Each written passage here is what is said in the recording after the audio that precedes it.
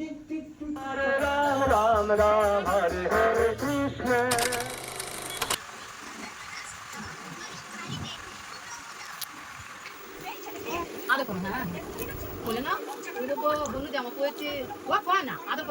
নমস্কার, গৌরীর সংসারের আমি গৌরী আরও একটা নতুন ভিডিও নিয়ে আপনাদের সামনে উপস্থিত হলাম।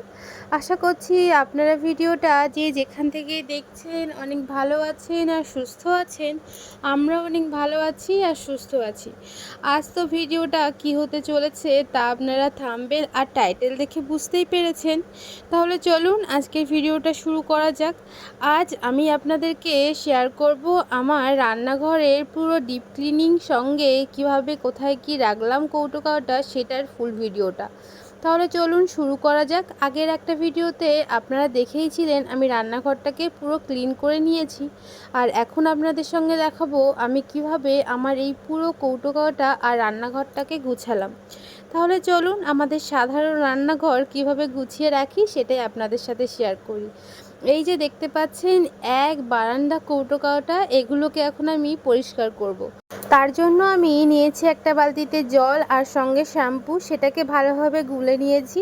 আর নিয়েছি দুটো কাপড়ের টুকরো, একটা রাখবো ওই শ্যাম্পু জলটাতে আর একটা প্লেন জল নিয়েছি, তাতে আমি এইগুলো ধুয়ে ধুয়ে রাখবো।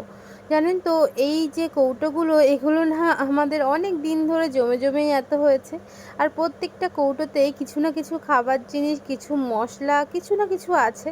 তো এগুলো তো আমি ফেলতে পারবো না, তাই জন্যই এগুলোকে ভালো করে পরিষ্কার করে আমাকে রাখতে হবে। আর 1 বছর ধরে হয়ে গেল আমরা আমাদের রান্নাঘরের কৌটো কাওটা একেবারে পরিষ্কার করি না, মানে একেবারে নিয়ে আগে আগে যেরকম পরিষ্কার করতাম সেগুলো আর করা হয় না। তো চলুন আজ ভেবেছি পুরো রান্নাঘরের যত কৌটো আছে সমস্তগুলোই আমি ভালো করে পরিষ্কার করব। তাই আমি একটা বালতিতে একটু শ্যাম্পু গুলে নিয়েছি আর একটা বালতিতে প্লেন জল নিয়েছি।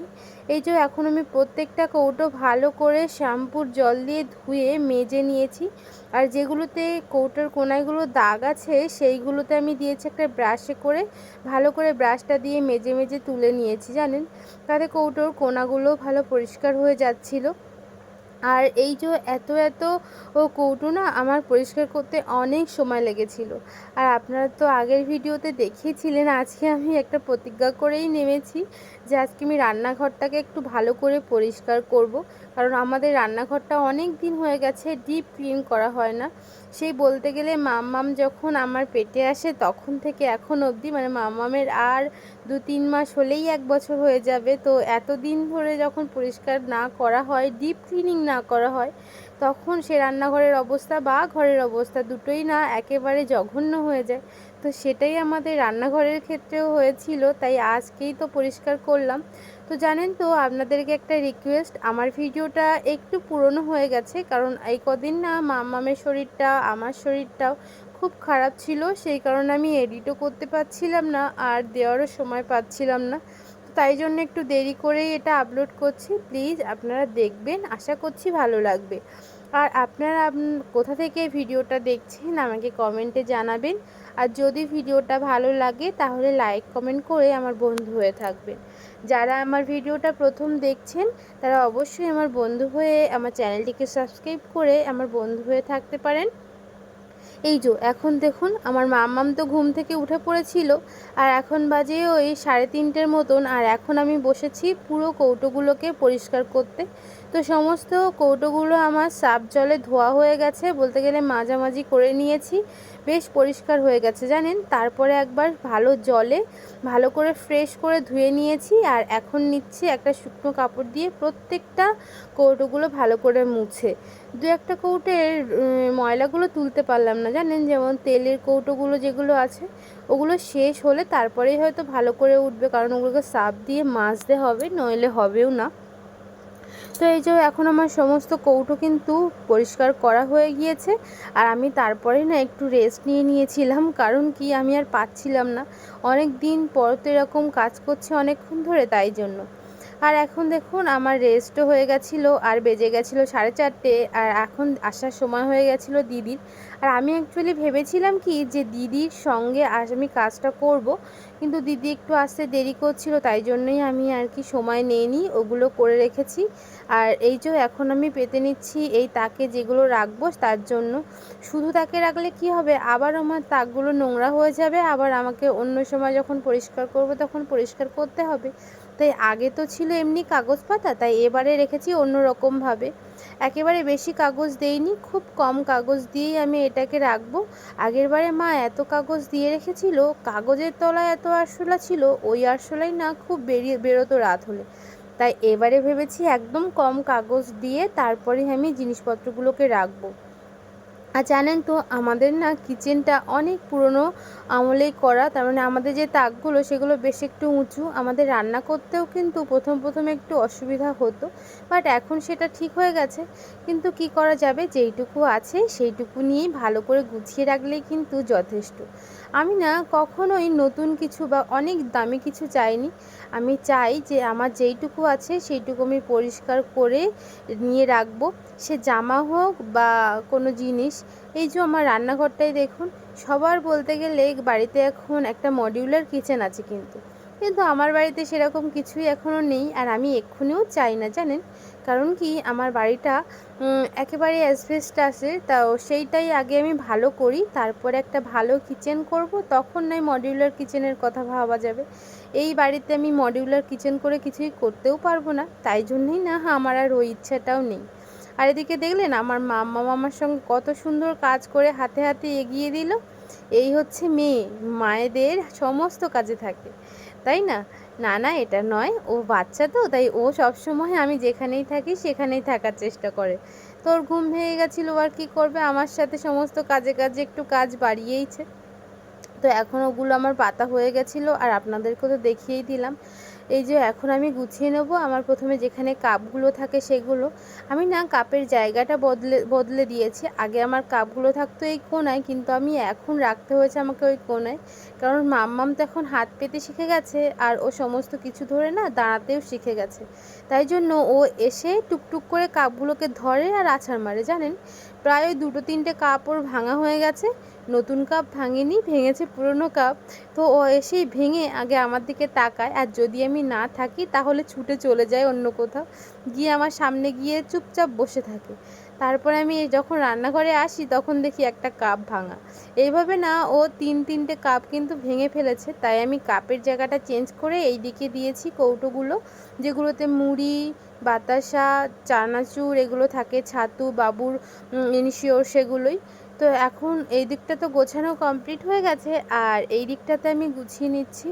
এই কৌটোতে থাকে সমস্ত মশলাপাতি, তারপরে যত কিছু লাগে সংসারে সেগুলো সমস্ত কিছুই এই কৌটোতে থাকে। এই থাকটাতে আমরা রাখি, এমনকি চাটা এগুলো সমস্তটা এখানে থাকে। তো সেগুলো এক এক করে গুছিয়ে নিচ্ছি। আর জানেন তো এই পুরো কাজটা করতে না আমার সময় লেগেছে 5 থেকে 6 ঘন্টা মতন। আর আমি মাঝে মাঝে একটুখানি তো রেস্ট নিয়েইছি, আবার মাম্মামের ঘুম থেকে ওঠা, ওকে ঘুম পাড়ানো, খাওয়ানো, ওর সাথে একটু খেলা করা, সব মিলিয়ে পুরো কাজটা করতেই আমার 6 ঘন্টা সময় লেগেছে, তার বেশি হবে বই কি, কম নয়। তারপরে দিদি এসছিল, তো আমি আজকে বাসনগুলো মেজে রেখেছিলাম, কারণ দিদি আসলে যদি বাসন মাজার দিকে সময়টা চলে যায় তাহলে ও আবার ওর সময় হলে চলে যাবে, তখন আমার কাজে এগিয়ে দেওয়ার কেউ থাকবেও না। তাই বাসনগুলো বাবু এখন তুলে দিল, আর এখন আমি পুরো র্যাকটা গুছিয়ে নিয়েছি উপরের, এখন নিচের র্যাকটা বলতে বাসনের র্যাকটা গুছাবো। আর জানেন তো এই ঝুড়িটা দেখতে পাচ্ছেন, এই ঝুড়িটা একেবারেই ভেঙে গিয়েছে, ওই জোড়াতালি দিয়ে রাখার মতো আর কি, শুধু জিনিসপত্রগুলো রাখবো কোথায়, সেই জন্যই আমার একটা ইচ্ছা আছে খুব, একটা ওই বাসন রাখার র্যাক কেনার, কিন্তু আমার কাছে যা বাসন আছে একটা র্যাকে ধরবে না। তবুও দেখি যদি পারি, কখনো যদি টাকা থাকে হাতে তাহলে অবশ্যই একটা র্যাক কিনে রাখবো। আমার খুব ইচ্ছা হয় জানেন আমার এই রান্নাঘরটাকে সাজাতে, কিন্তু ওই যে কী বলবো, রান্নাঘর ভালো, কিন্তু আমি যে একটা ভালো রান্নাঘরে ভালোভাবে সাজাই, খুব একটা ভালো জিনিস দিয়ে সাজালে সেই আমাকে আবার ভাঙতে যখন হবে তখন সেগুলোও নষ্ট হবে। তাই আর এক্ষুনি সাজাচ্ছি না, যেইটুকু যা আছে সেইটুকু দিয়েই আর কি সাজিয়ে গুছিয়ে রাখি। কিন্তু একটা ইচ্ছা আছে, একটা র্যাক কিনবো, না হলে এরকম একটা আরও একটু বড় দেখে সুন্দর দেখে একটা ঝুড়ি কিনবো, যাতে এই বাসনগুলো রাখা যায়।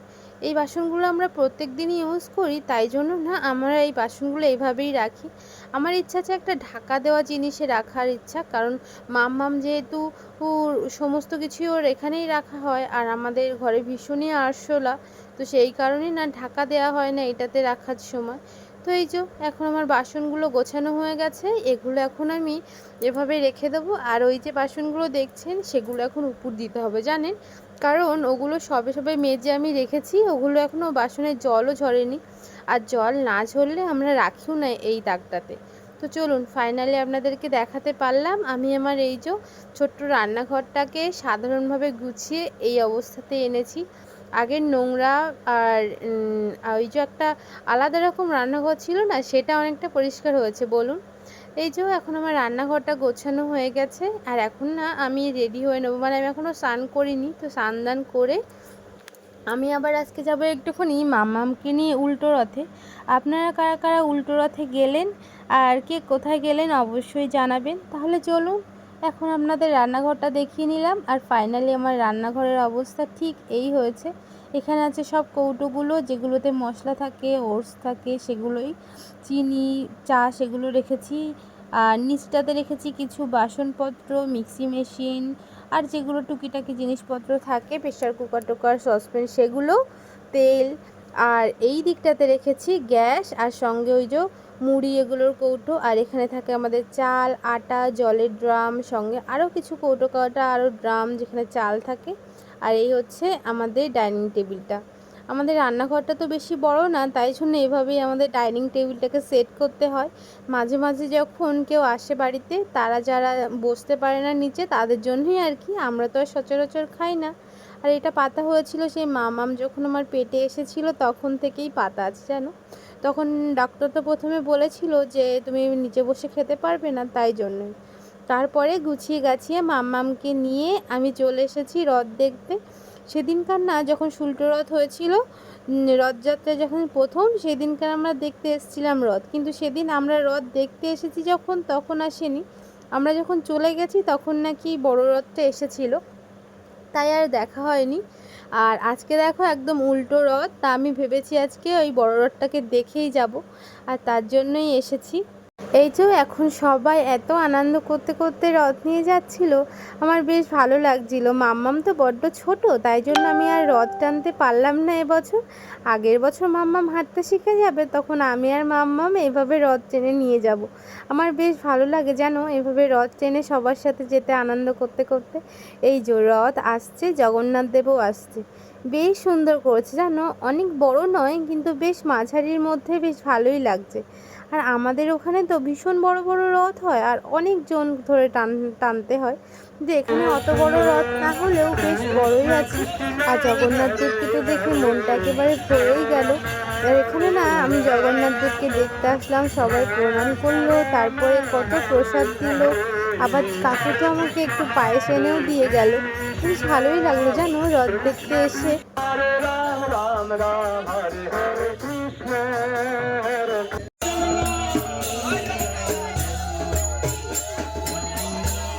আজ আমরা অ্যাকচুয়ালি দুটো রথ দেখেছি, একটা তো আগেই চলে গেল, তারপরে এটা হচ্ছে সেকেন্ড রথ, এটা গিয়েছিল আমাদের বাড়ির সামনে দিয়ে। আর এই রথটা ওই রথটার থেকে ছোট হলেও এই রথটাকে আবার অন্যরকমভাবে সাজিয়েছে।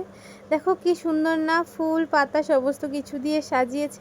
এই রথটা দেখতে আমার ভীষণ ভালো লেগেছে, কিন্তু এই রথটা আবার নিয়ে গেছিলো একটা ভ্যানে করে। তো তারপরে সন্ধে হয়ে গেছিলো, আমরা রথ দেখে প্রসাদ খেয়ে বাড়ি চলে এসে আবার কাকিমারা এনেছিল গোপালের ছোট্ট রথটা বাড়িতে।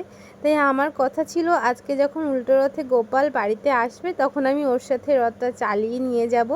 তো তাই জন্য ওর সাথে চলে এসেছি। আর এখন রাত বাজে ওই 7:30টার মতন, মানে সন্ধ্যা হয়ে গেছে একেবারে। তো মাম্মাম তো আগেই কাকিমার সাথে এসেছিল। এখন আমি আর গোপাল নিয়ে এসেছি রথটা, সবাই একটু গোপালের রথটা টানলো রাত্রিতে। আর এখন আমরা রথ সমেত জগন্নাথ দেবকে কাকিমাদের বাড়িতে তুলে দেব। তাহলে চলো রথটাকে তুলে নিই।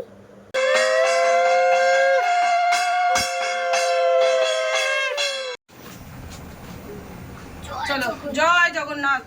জয় জগন্নাথ।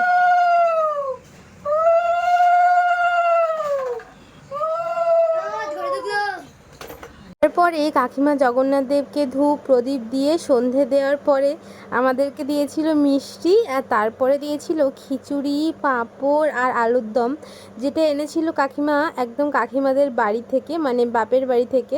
ওই দিদাই ওখানে বানিয়েছিল, তো সেখান থেকেই সবার জন্য পাঠিয়েছিল, তাই আমাকেও একটু দিল, মাম্মামও খেলো। সবাই মিলে জগন্নাথের প্রসাদ খেয়ে বাড়িতে চলে আসার আগেই কাকিমা দিয়েছিল পাঁপড় ভেজে, আর আমার পাঁপড় তো মিঠি এভাবেই খেয়ে নিল।